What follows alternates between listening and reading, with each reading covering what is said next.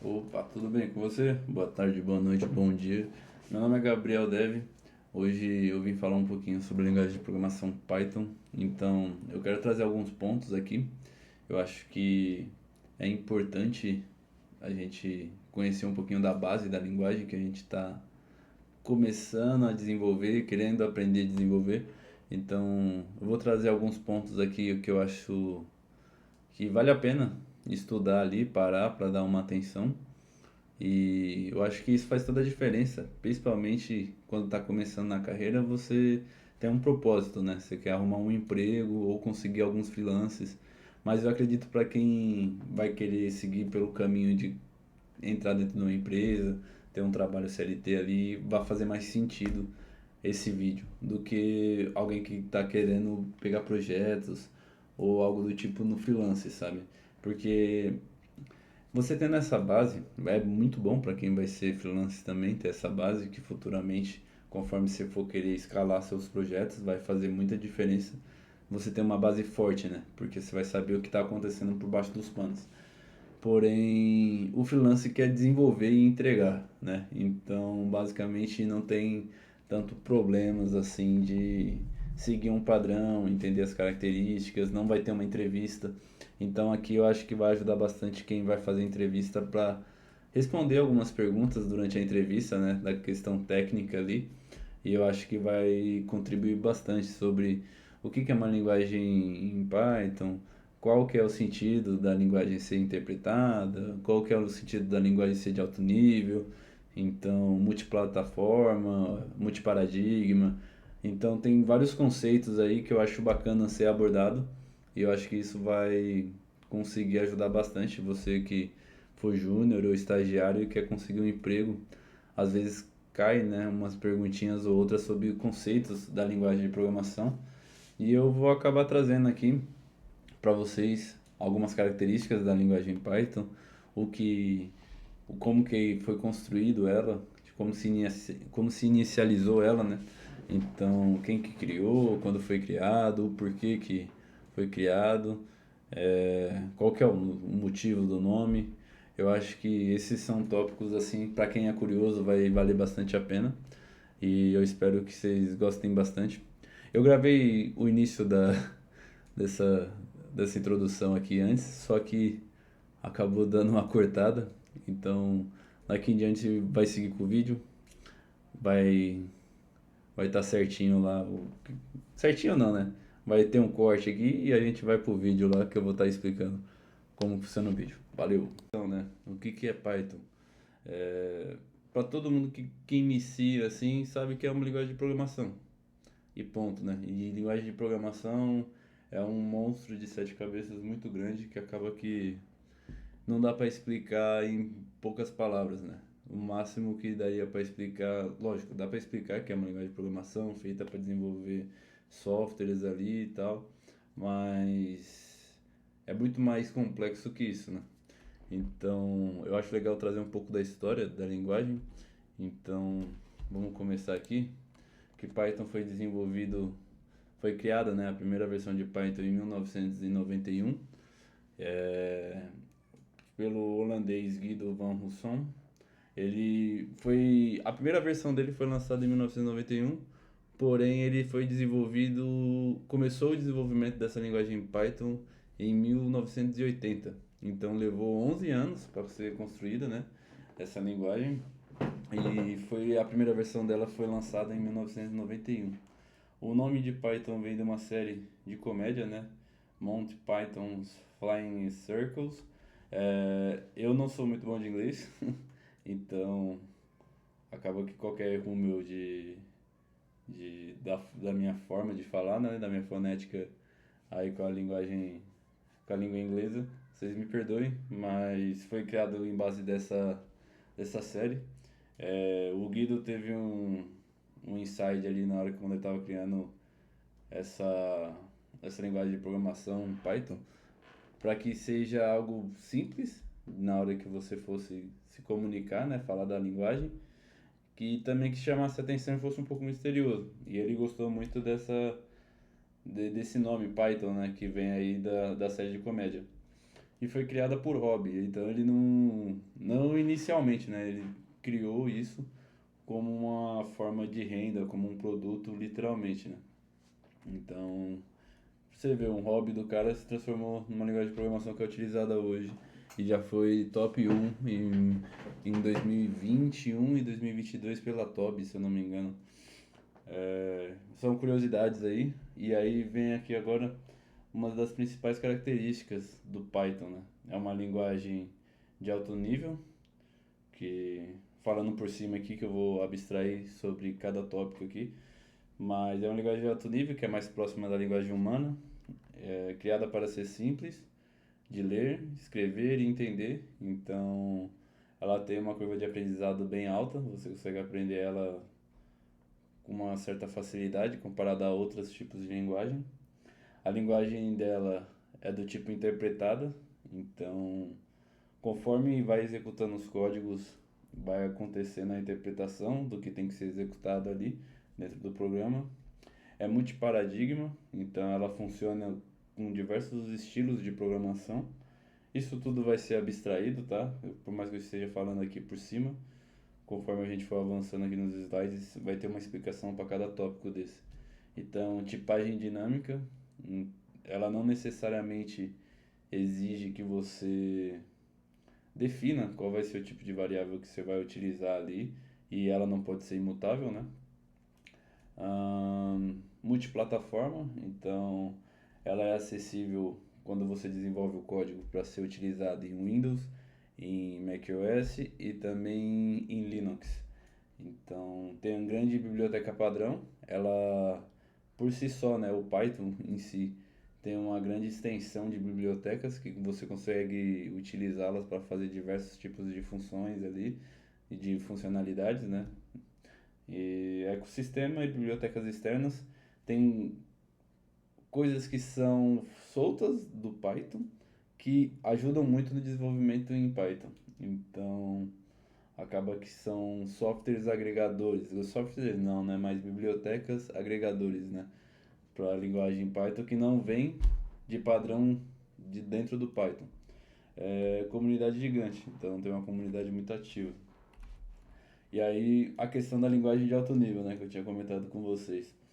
A linguagem de alto nível, ela se refere com a questão que fica mais fácil para nós seres humanos conseguir interpretar. E a linguagem de baixo nível é uma linguagem que é mais próximo da linguagem da máquina. A máquina entende a linguagem binária. Então é 0 e 1 que a máquina entende.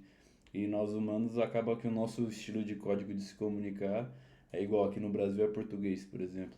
Mas a maioria das linguagens de programação todas são feitas em inglês.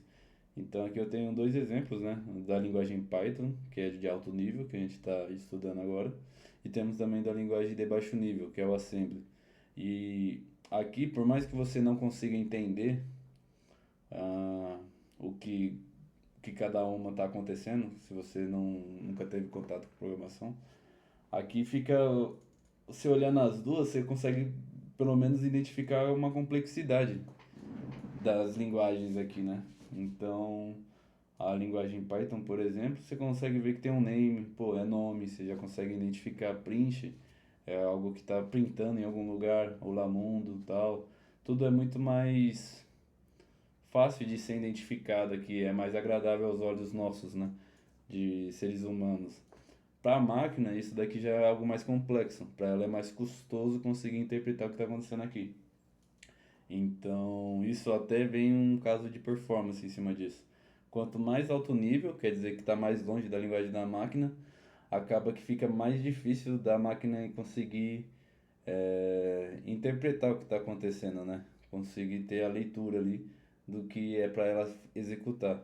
E quanto mais baixo nível, igual o Assembly, por exemplo, que é uma linguagem muito mais complexa aqui, né, para conseguir demonstrar o que está acontecendo, acaba que ela fica mais próxima da linguagem da máquina e aí o desempenho é maior, porque o caminho de interpretação é menor.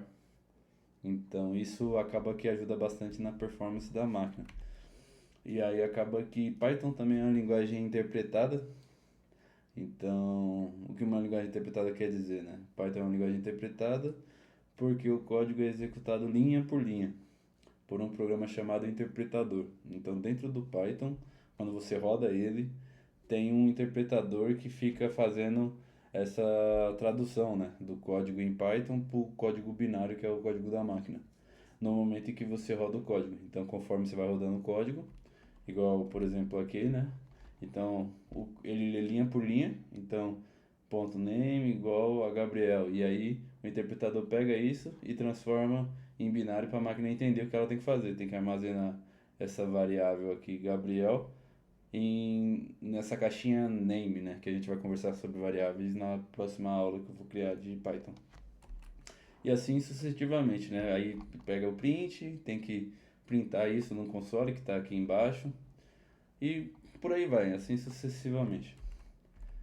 Então, aqui tem uma analogia bem bacana, que é dessa questão que eu tô falando, né? De ser interpretada. Por exemplo, a gente tem um cara gringo aqui, né? Inglês, e temos uma italiana. Os dois não se conversam no mesmo código, né? O inglês é diferente do italiano. A pessoa que sabe falar italiano não vai saber falar inglês necessariamente. Ela pode ser uma pessoa que fala mais de um idioma.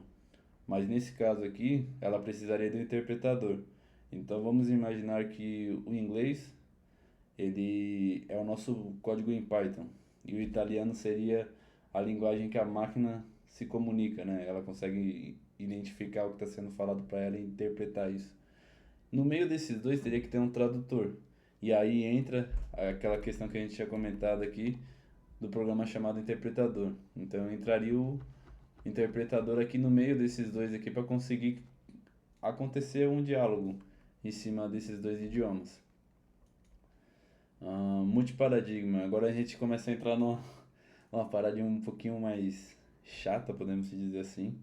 Mas é um conceito importante. Eu acredito que você saber isso vai te ajudar para quando você tiver que aprender outras linguagens, caso essa seja a sua primeira.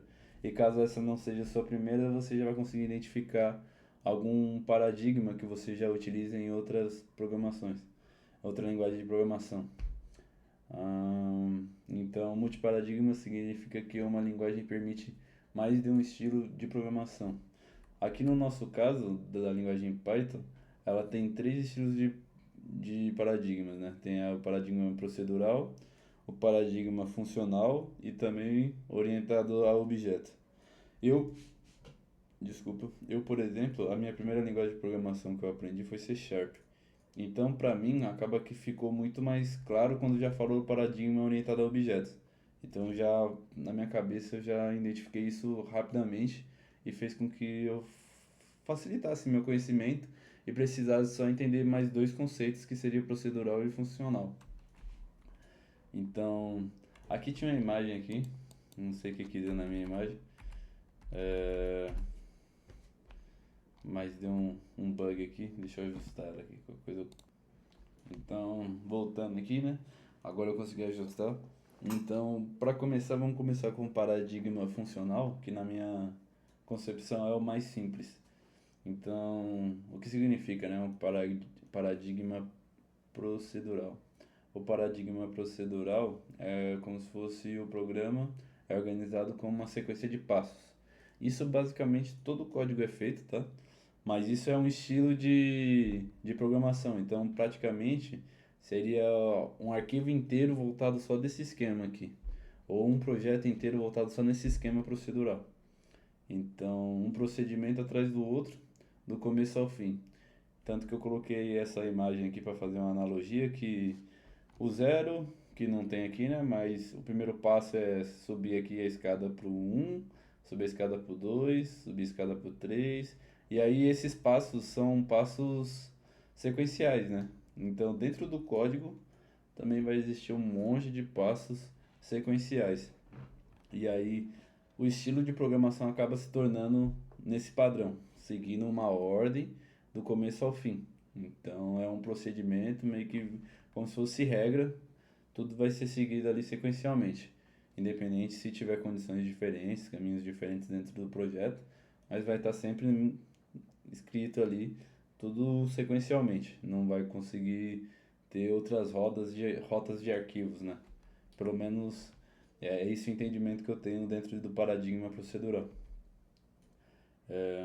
O que significa paradigma funcional, né? O paradigma funcional é um modelo de programação onde usamos funções puras sem modificar o estado do programa.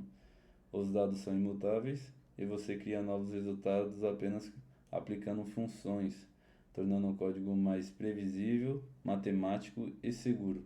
Então, isso daqui tudo de paradigma funcional é meio que se fosse uma filosofia a ser seguida, igual o paradigma procedural. Você tem um estilo de programação que você tem que seguir uma filosofia. Então, a filosofia aqui é funcional, por exemplo. Na filosofia funcional, ela é baseada em funções e variáveis que não são mutáveis.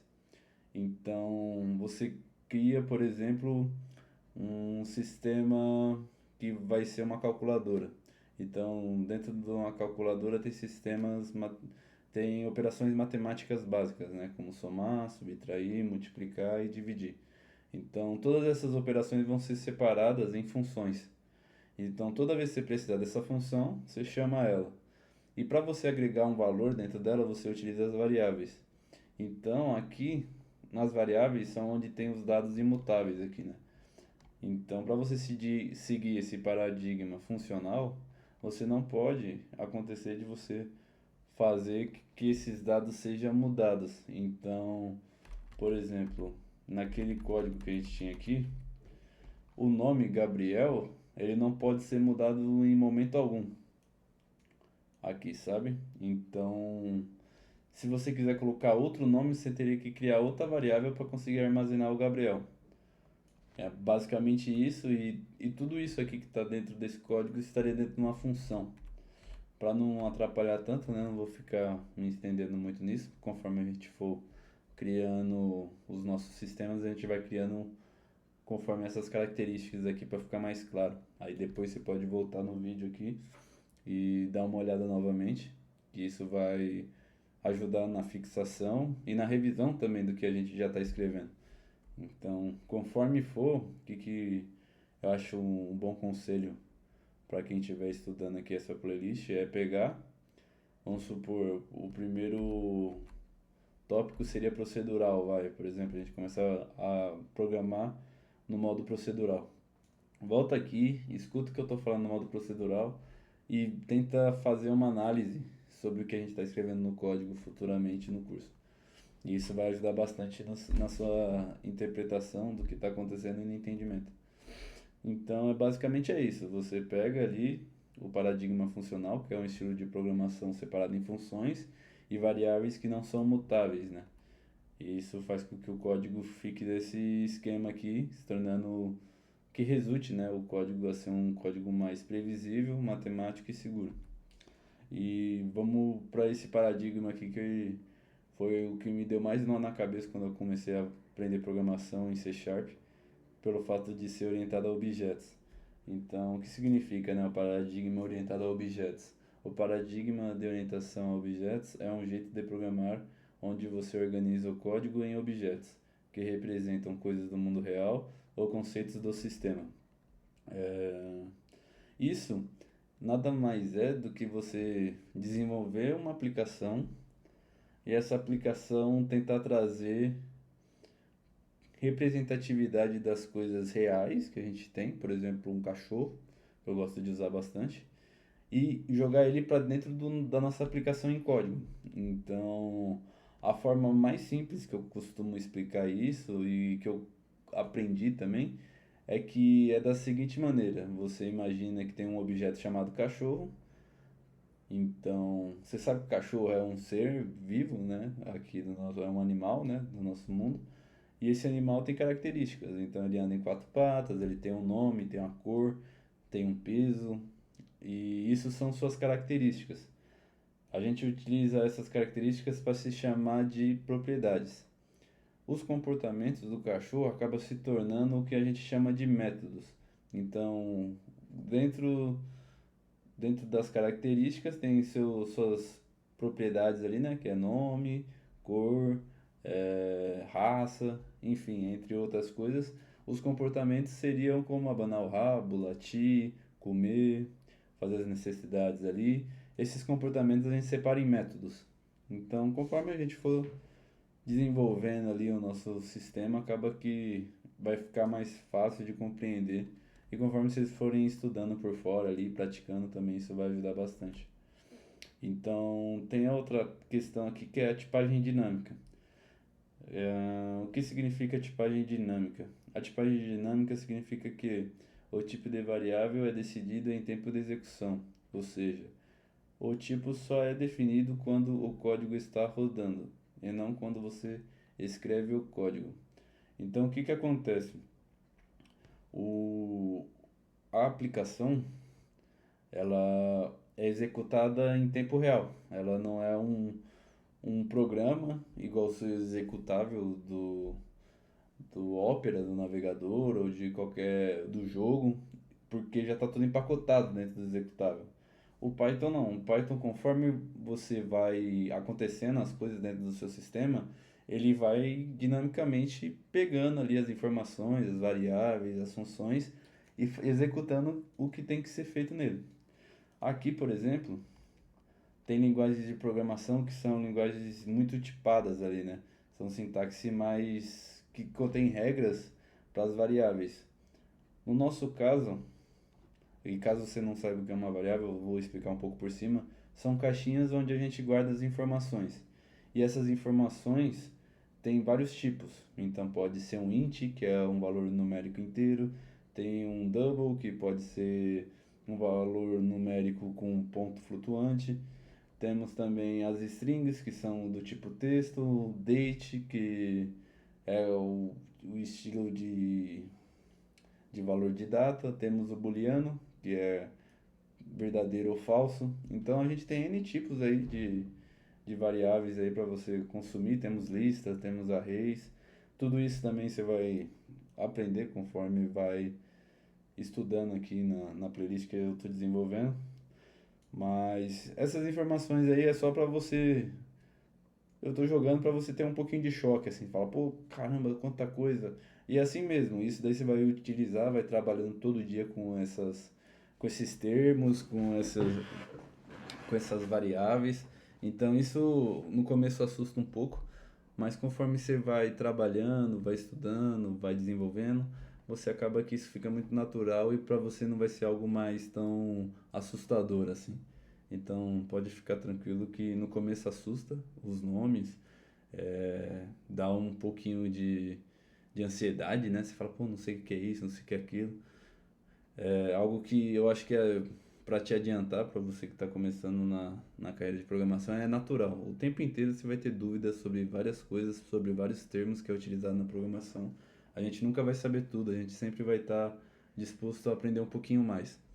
Então, até hoje, eu que já tenho um pouco de conhecimento, eu não sou um expert e tal, mas eu tenho um pouco de conhecimento, eu também sinto um pouco dessa insegurança do desconhecido, mas o que faz eu correr atrás de mais informação é minha curiosidade. Então, se você for um cara curioso, eu acho que isso você pode utilizar como combustível, já que você não entende muito disso ainda. Então, vamos voltar aqui para a tipagem dinâmica, só retomando, né? É uma variável. Então, a tipagem dinâmica está sendo referente a isso, a questão de ser uma variável. Então, a variável vai armazenar aqui, como nosso exemplo pintado, que o x é igual a 10. Então, o x é uma variável e aí essa variável tem um tipo. O tipo dela vai ser um int, que é um número inteiro, que tem o valor de 10. Logo abaixo, a gente vai pegar essa nossa mesma variável, que é x, que tem o tipo int e que vale 10 e vai modificar totalmente as suas características dentro dela. Então, de x, que é do tipo int, que vale 10, ela vai começar a valer, vai valer uma string que é Python. Então, o x, que é igual a 10, vai se transformar em x, que é igual a Python. Então, de int vai se transformar em string. E de valor 10 vai se transformar de valor Python, de uma string Python. É basicamente isso, isso acontece dinamicamente. Então, você não precisa necessariamente, igual em outras linguagens de programação, como C Sharp, você colocou que x ela é do valor int. Então, ela não vai poder aceitar uma string para ser armazenada dentro dela posteriormente. Acaba que ela fica uma linguagem um pouco mais engessada, né? Nessa questão de você poder alterar os valores em uma variável e também o tipo dessa variável. E acaba que isso é o que pode se basicamente se dizer que é uma tipagem dinâmica. Então, o tipo de x vale int, né? Vale int não, né? Vale 10. Tem um valor de tem um valor de 10, é do tipo int e se transformou num tipo string com valor de Python. Então, isso daqui basicamente é uma tipagem dinâmica. E aí, multiplataforma. O que significa, né? Multiplataforma. Python é uma multiplataforma, é uma linguagem multiplataforma, o que significa que ele não depende de um sistema operacional específico. Você escreve seu código uma vez, no Windows, por exemplo, e pode rodar esse mesmo código no Linux ou no macOS, sem alterações. Isso torna Python extremamente versátil e facilita a vida de quem trabalha em ambientes diferentes. Então, um código que você escreveu num sistema operacional igual Windows, né, aqui nesse exemplo, ele vai rodar perfeitamente em qualquer outro tipo de sistema operacional. Não vai ter uma divergência ali, né, de comportamento só porque mudou o ambiente ali de sistema operacional. E aí isso acaba significando que ele é multiplataforma. Grandes bibliotecas padrões, né? O que significa essas bibliotecas padrões? Porque quando você estiver desenvolvendo seu código, você vai poder utilizar, sem precisar pegar de bibliotecas externas, manipular arquivos. Então, os arquivos que você vai precisar baixar dentro da máquina, por causa do seu sistema mesmo, né? Ele tem essa função de baixar um arquivo, trabalhar com datas. Então, se quer fazer uma pesquisa de dados, algo do tipo, você consegue facilmente armazenar, né, umas datas ali, as variáveis de data, fazer requisições HTTP. Então, seu sistema tem que conversar com outro sistema, que é o que está relacionado a fazer requisições HTTP, vai estar dentro do pacote que já vem dentro do Python, né? Você não vai precisar de pegar uma biblioteca externa. Trabalhar com dados, então isso também ajuda bastante. Criar scripts de automação, isso também já vem ali com a biblioteca do Python padrão. Aí o ecossistema é bibliotecas externas. Então, quando você está desenvolvendo, você vai trabalhar com diferentes tipos de tarefas, né, que você vai ter que executar. Então, você vai ter que criar uma web. E você criando uma web, você vai poder utilizar ali a Fast API, que é um formato ali do Python para você construir uma aplicação de Django, Flash, que são a mesma coisa ali, né? Não a mesma coisa entre aspas, né? A mesma coisa assim que você vai criar a aplicação para executar diversas tarefas dentro dele. Então, para dados, você vai usar Pandas, NumPy, IA e Machine Learning, que é uma coisa que é muito forte no Python, né? No mercado. Então, IA e Machine Learning é algo que está muito em alta, ainda mais hoje em dia com as LLMs, né? Então, acaba que isso é muito forte dentro do Python para IA. Automação e scripts, a Python também é algo que é muito utilizado para automação ali, os scripts, APIs e microserviços. Então, todo esse ecossistema aqui é muito propício que você vai utilizar dentro do Python, você pode usar tudo isso aqui que está aqui sendo exibido. Então, essas áreas você vai acabar trabalhando ali efetivamente, né? E a comunidade, né? É algo que dentro de Python é muito absurda, podemos dizer assim. Então, Python é uma das maiores comunidades de programação do mundo. Isso significa que existe muita gente criando bibliotecas, respondendo a dúvidas, produzindo cursos, tutoriais e participando de fóruns. Então, às vezes, você vai cair num problema que você acha que não tem solução. Você fala, cara, eu não tô conseguindo resolver e tal. Se você pesquisar em fóruns, perguntar, né, às vezes em algum fórum, algo do tipo, buscar dentro de um chat GPT, alguma IA, acaba que você vai ter um pouco mais de facilidade de encontrar uma solução. Diferente de linguagens legadas, né? Então, traduzindo o legado ali para quem tá iniciando na área são linguagens antigas ou são sistemas antigos ou coisas que são antigas em questão de tecnologia, que acaba que não tem tanta documentação assim igual essas linguagens mais modernas. Eu trabalhei bastante com webforms em C Sharp e isso era um ponto que me pegava muito para eu conseguir desenvolver alguma coisa ou para achar uma solução de algum problema que eu estava travado, né? Então, acaba que isso fez com que eu melhorasse muito meu nível de desenvolvedor, porém é muito frustrante também, porque você começa a achar que você não vai conseguir desenrolar, né, a sua tarefa ali.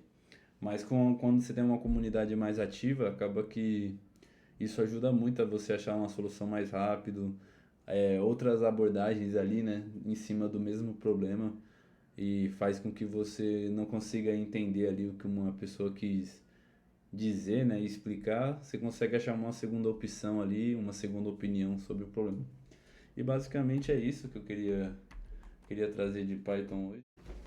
Então, se esse conteúdo aí ajudou você, conseguiu agregar com algo no seu conhecimento sobre Python, sobre programação, e se você acha que esse vídeo pode contribuir, né, com algum colega ou até mesmo numa comunidade aí que você está inserida, deixa um like aí, se inscreva no canal, comente aí alguma dúvida que você tem, ou se eu cometi algum erro ou que eu posso melhorar, também vai ser muito bem-vindo. Algum vídeo que você acha que é interessante de eu trazer, eu estou aceitando qualquer tipo de sugestão. Então, valeu aí por acompanhar até agora. Espero que tenha agregado, né, conhecimento para vocês. E basicamente é isso, né? Trazer o máximo de conhecimento que eu tenho, né, com a minha abordagem, para eu conseguir compartilhar esse conhecimento com vocês. Espero que ajude. E vocês com uma base boa, acaba que eu acredito que vai ser muito mais fácil futuramente quando você tiver que adquirir outros conhecimentos, recursos mais avançados da linguagem. Então tamo junto. Boa noite, bom dia, boa tarde aí para vocês. É nóis. Valeu, falou, fui.